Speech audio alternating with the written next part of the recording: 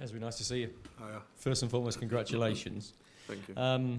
There's been a clamour from more than just Aston Villa fans, I think, for you to get this call-up. Now that it's happened, how does it feel? Yeah, a proud moment for me and my family. It's a dream come true. You know, ever since I was a little kid, wanted to play for England, so I'm just, grateful for the opportunity. Obviously, you won the Under-20s World Cup and then played 7 times for the Under-21s as well, so you were on that pathway. Did it come as a bit of a surprise? Was it a bit of a shock when you had to wait a little bit for the senior call-up? Did you think that the progression might have happened a bit quicker and you've had to be forcibly patient? No, definitely not. I knew I had a lot to work on in my game. Only recently now, the last 2 seasons, we've, excelled, at Villa, and that part of it has helped me, become the player that I am today. So definitely not. I knew my time would come, but it was just a matter of when. So I was patient, and like I said, I'm proud, and me and my family are really happy. You did know your time was come, so you never lacked the belief that this day would come. No, knowing myself, I've always believed in myself. I've always backed myself, and I'm really enjoying my football now at the moment, and the rest is taking care of itself. And like I said, I'm really happy to be here now. Last one from me. Your call-up's very timely because you'll know there's only one more squad after this one before Gareth Southgate names his Euro squad. Is that a realistic target for you now? Do you look at that and go, right, that's what I want? Yeah, of course. I think that's every player's target, to want to go into major tournaments and play for your country. So, yeah, that's definitely on my mind, and it's definitely something that I plan on doing. Hi. Hiya. Congratulations. Dean Smith has described you as a quiet leader. Is that a fair assessment? How would you describe your abilities, and what are you hoping Gareth sees of you this week? Dean Smith's not. Yeah, he's right. I'm a bit quiet, but that's also something I've wanted to work on for a while. Playing alongside Tyrone Mings at Aston Villa, he was always that leader for me and for the rest of the boys. So, him not being able to play for the rest of the season, I felt like it's now my responsibility to do that, and I'm trying and I'm learning. There was talk a while back that you could have made the switch to Portugal. Was that ever on your radar? You've sort of talked about dreaming of playing for England all your life, so could that ever have even happened? Yeah, those are just rumours. I do have Portuguese in me, so it was nothing that I was trying to pursue. I was born here, so I've always wanted to play for England. This international break marks 7 years of Gareth Southgate, so you've been obviously on the outside looking in as a fan, watching from your sofa. How has the perception of this England squad and what Gareth's done here matched up to the reality of what you're now seeing this week? Yeah, it's matched up a lot. There's a lot of world-class players here, and I'm sure, during my time here, I'm going to learn, and, it's something that I always want to do. I want to improve and I want to learn, and that's something that I can definitely do here. Hello, nice to see you here. You spent some time working with John Terry as a coach. I know he was a player you'd watched already. He's taken to social media today. He said, "I'm so happy for you, mate. You've been excellent and so consistent over the last 3 years. You fully deserve it.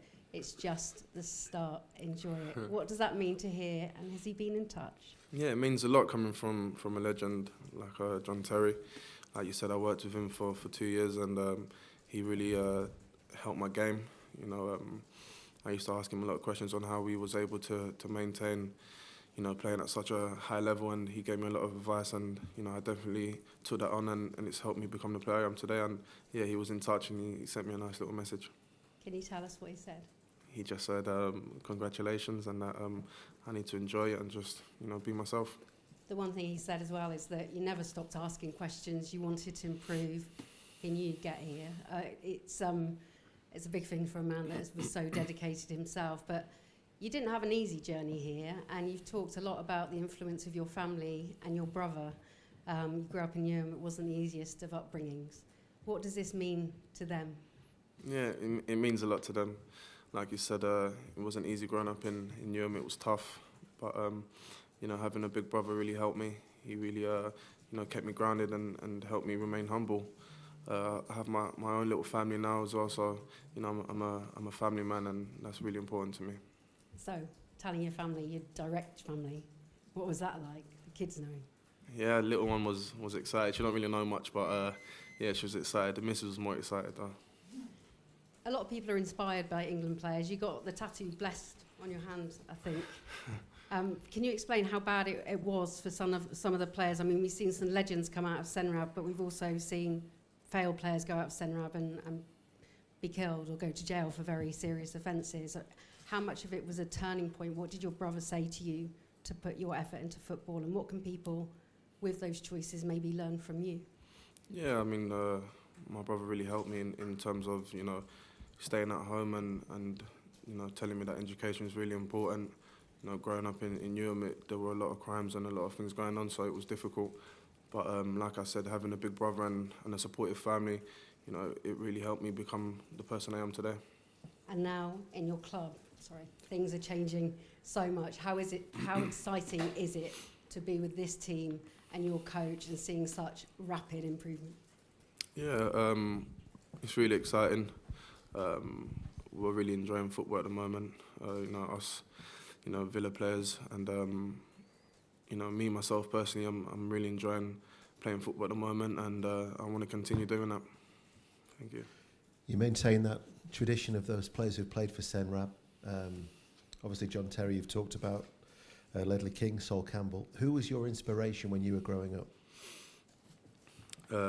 John Terry, Ferdinand, had a few, but they were the main two, yeah. And what is it about them? How did they inspire you?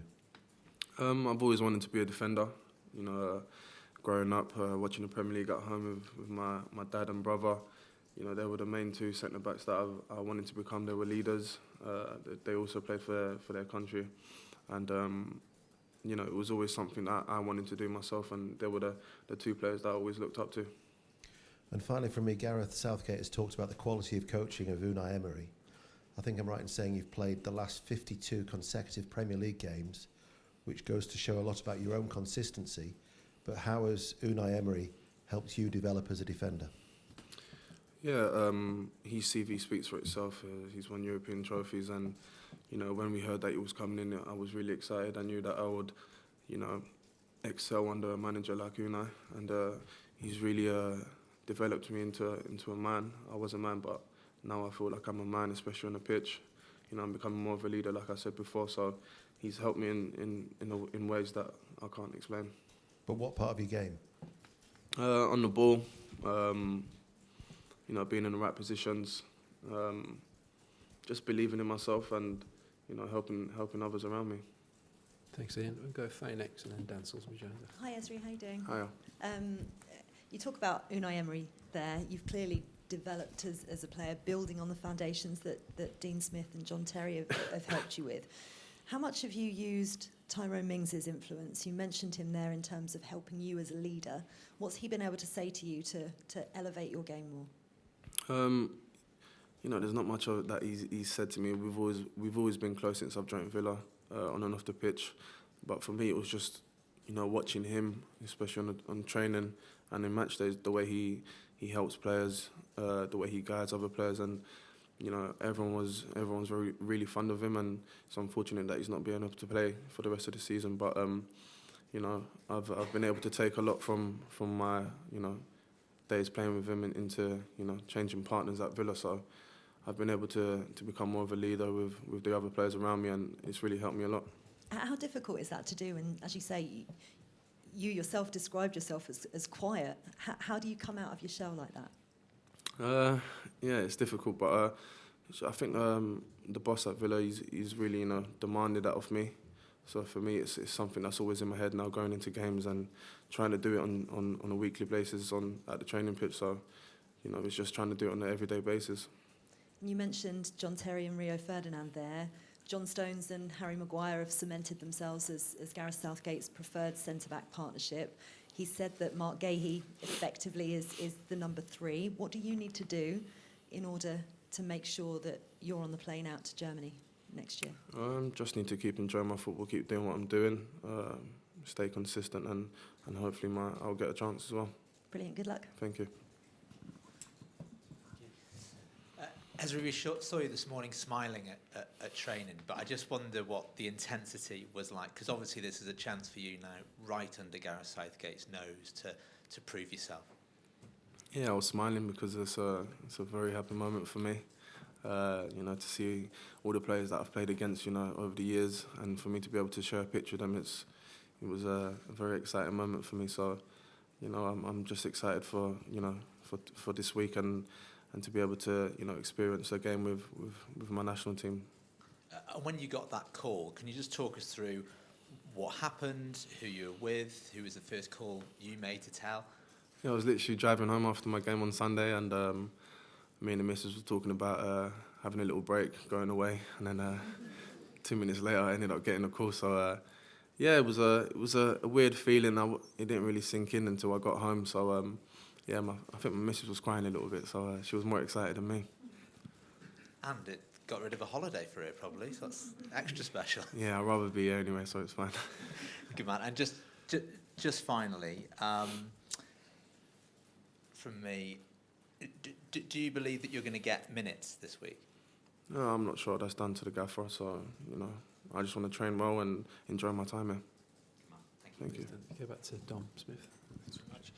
Hi, Ezri.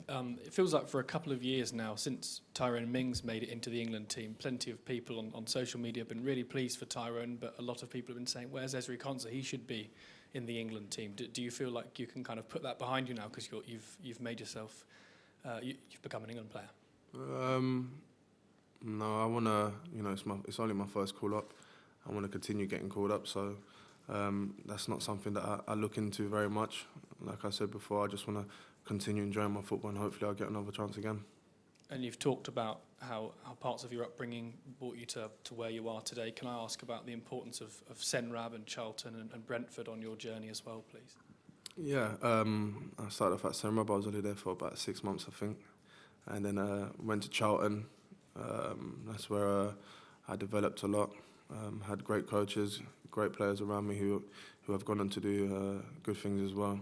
And I think my time at Charlton, it really helped me because I had a lot of coaches that wanted to guide me and wanted to take me to the next level. So I then moved to Brentford for a season with Dean Smith. It was something new into the Championship. I really enjoyed it, and then he took me to Aston Villa, and I haven't looked back since. So I'm just grateful for everything that's happened. Okay, thanks. Congratulations. Thank you. Thanks. Does anyone want to come back in before we move on to the embargo section? Ezra, I want to ask you how much you think you've changed as a player, because the stats would suggest you've changed quite a lot. You've doubled the number of tackles in a game that you're averaging from 4 years ago. Your completion of passes has gone up from 78% to 93%. Is that just sheer hard work, or what's changed? Are they specific areas you've been working on? Literally, when the boss came in, that's how he wanted us to play, and if you don't play that way under the boss, you won't play. So I've tried to adapt to his styles and the way he's wanted me to play. And I think I'm doing pretty well. So I just want to continue doing that. It seems as though you've got a blossoming confidence as well, though. Is this the type of football you've always wanted to play, and you actually feel more comfortable in your own skin as a result of it, maybe? Yeah, most definitely. I watch teams like City and the likes of Arsenal who play great football, and it's always something I've wanted to do at Villa, being able to play football and dominate teams in possession, and we're starting to do that now. Thank you. Let's go on the back. Hi, Ezri. Obviously, it's your first time being called up to the England squad, but you've got other teammates like Tyrone Mings and Ollie Watkins who have been called up. Did they give any advice when it came to joining the England side? No, they didn't. They just Tyrone sent me a message the other day, said congratulations, and told me to enjoy it. But Ollie didn't say anything. No. And how was it seeing Ollie for the first time, not in a Villa shirt, obviously training with him? Yeah, it was great. He's been selected a few times now, and he really deserves it. His performances at Villa show why he's here. So really happy for him. Finish with Carrie in this section. I think Tony Carroll had a nickname for you at Senrab. Do you remember it? No. Little Rio. Oh yeah. Yeah, he did. Yeah, I remember that now. Think back to that and the fact you're now pulling on an England shirt. Yeah, it's crazy. It's just a real moment. I've worked really hard to be here, and it's like I've said, it's a proud moment for me and my family, and words can't describe how I feel right now. And what's Gareth said to you since you've joined camp? like what everyone else has said, enjoy it, be yourself, and hopefully you get a chance. So. Thank you.